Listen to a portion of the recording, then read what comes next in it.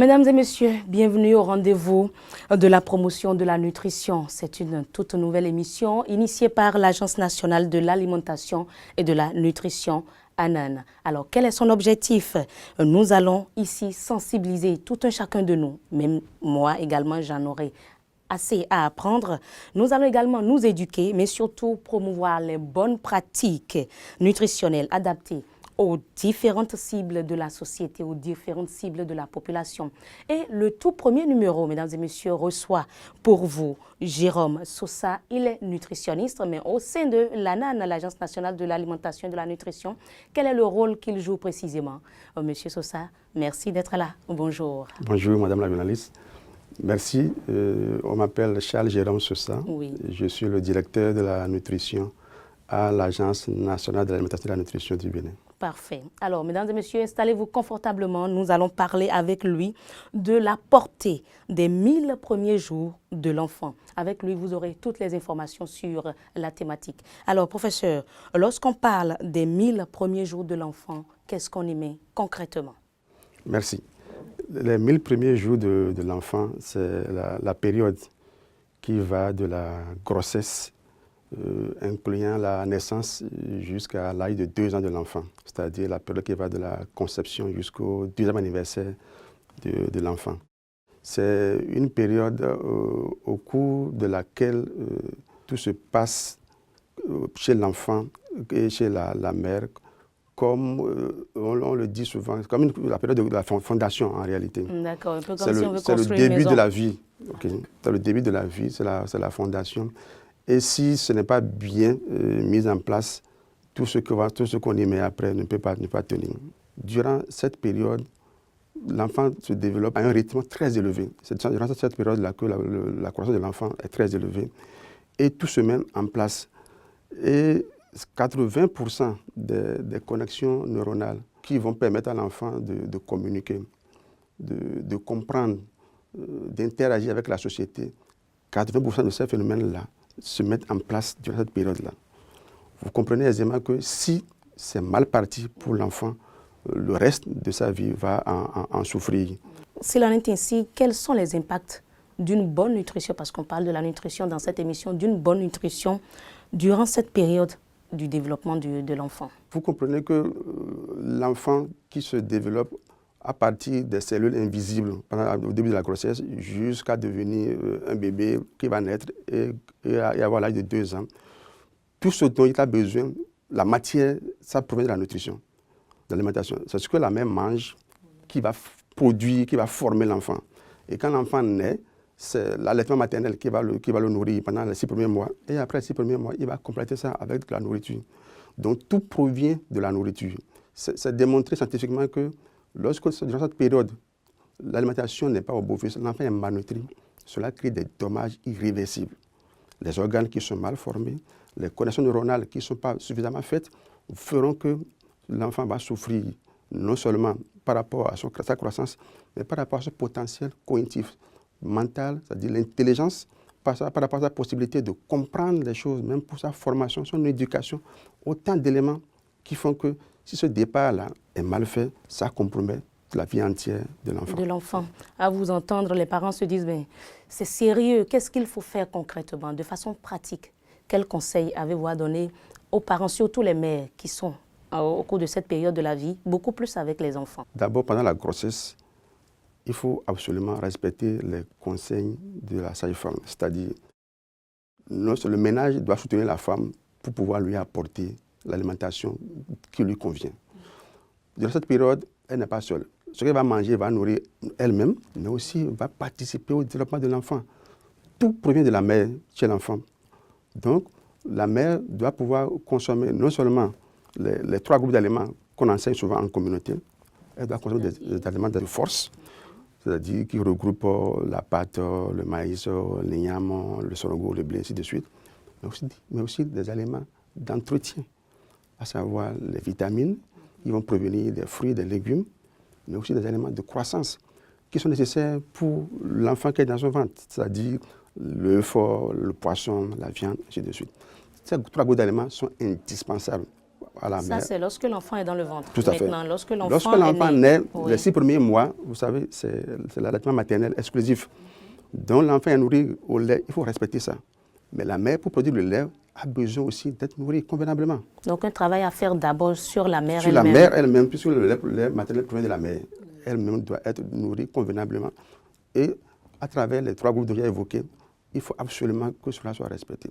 Et après 6 mois, le lait maternel ne suffisant plus, l'enfant doit pouvoir avoir un complément d'aliments à partir, par exemple, des bouillies de farine enrichies avec la farine de moringa, ainsi de suite.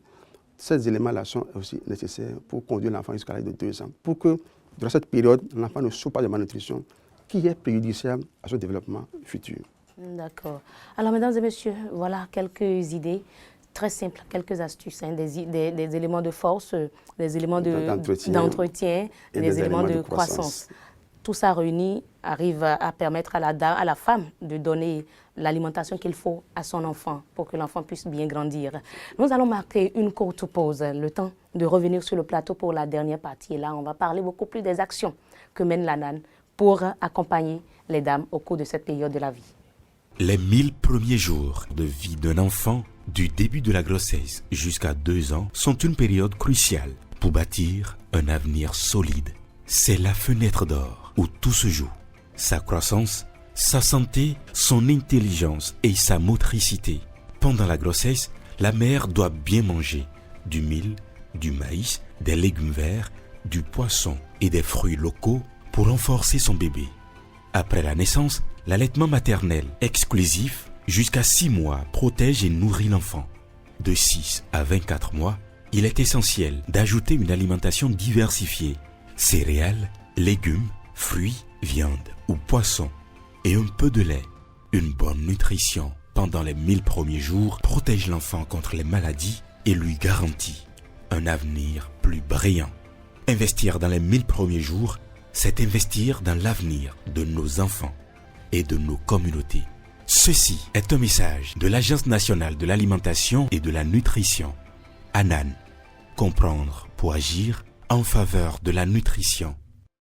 Vous suivez votre émission, la toute nouvelle initiée par l'Agence nationale de l'alimentation et de la nutrition, les rendez-vous de la promotion de la nutrition pour mieux comprendre les astuces, les bonnes pratiques pour une bonne nutrition. Et au cours de ce tout premier numéro, nous sommes avec professeur Charles Jérôme Sosa, nutritionniste, pour parler de la portée des 1000 premiers jours de l'enfant. Alors, à présent, pour cette dernière partie de l'émission, professeur, nous allons parler des actions que mène l'Agence nationale de l'alimentation et de la nutrition pour accompagner les mères et les ménages dans cette période très capitale pour l'enfant, pour le développement de l'enfant. Alors, que fait l'ANAN pour réussir les 1000 premiers jours de l'enfant? Merci, madame la journaliste. Vous savez, il n'y a de richesse que d'hommes. Donc, comment faire pour qu'à travers la nutrition, la population béninoise se porte mieux et contribue davantage au développement du pays? C'est là le credo de l'ANAN. Et qu'est-ce que nous faisons?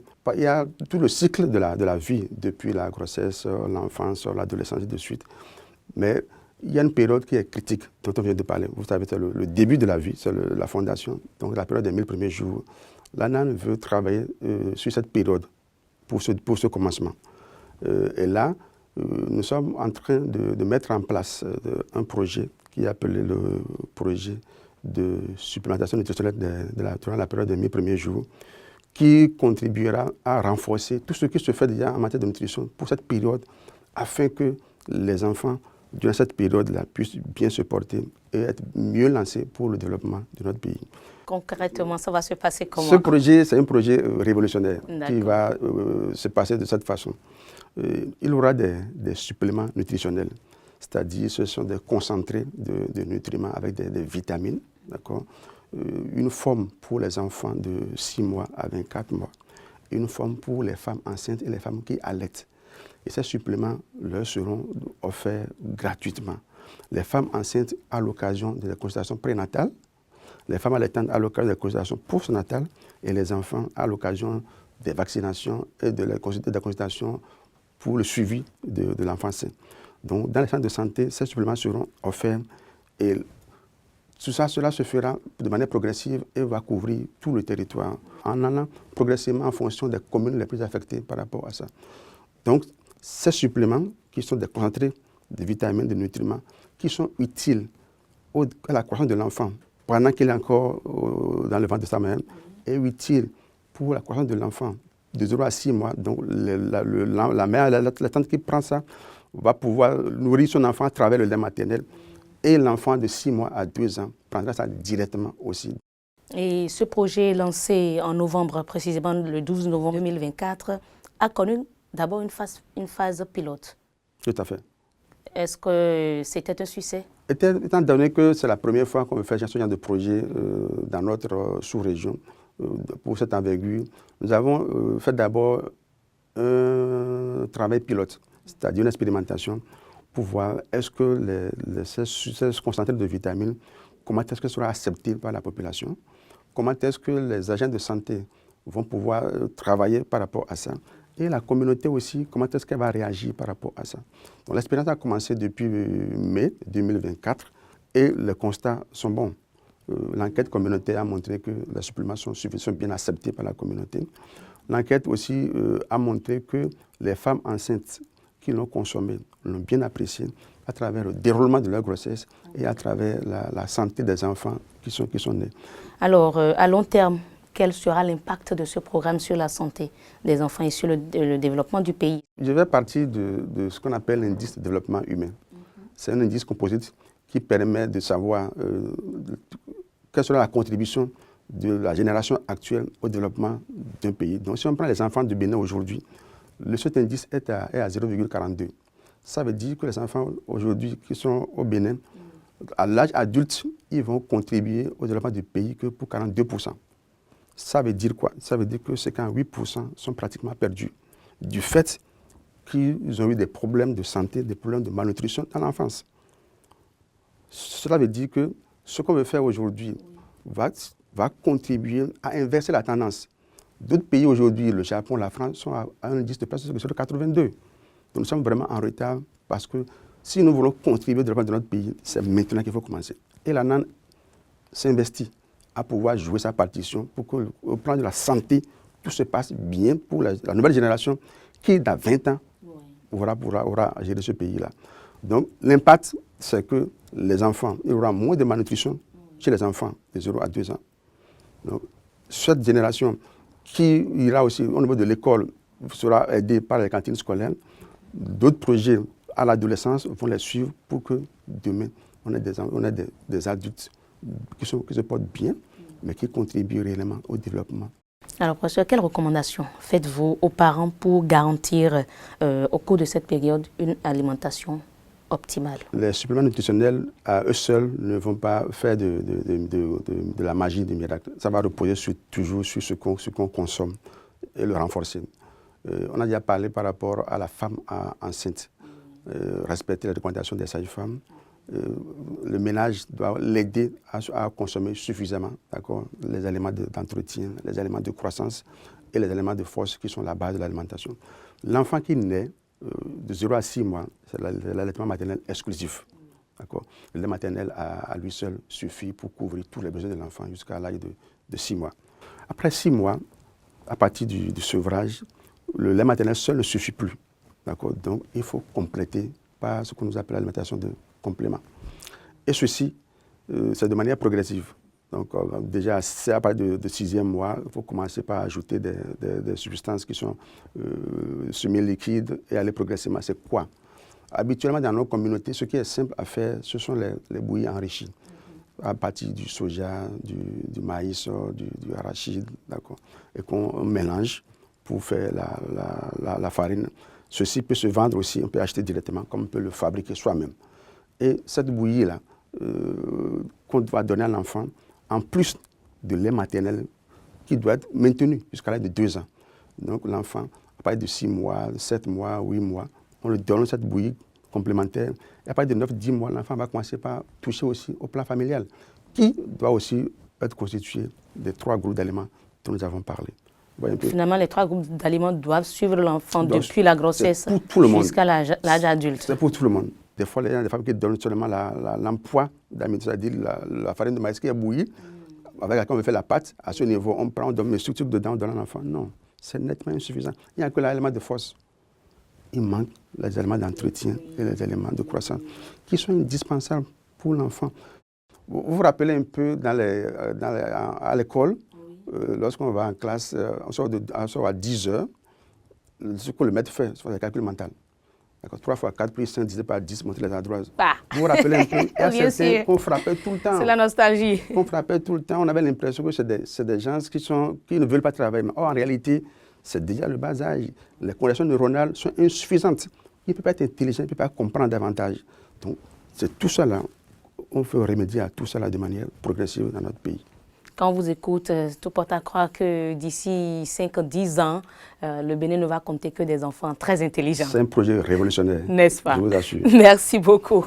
Merci à vous, mesdames et messieurs, pour l'attention. C'est votre nouvelle émission initiée par l'Agence nationale de l'alimentation et de la nutrition. Les rendez-vous de la promotion de la nutrition. D'ici quelques jours, vous nous suivrez encore pour un autre numéro. D'ici là, portez-vous très bien.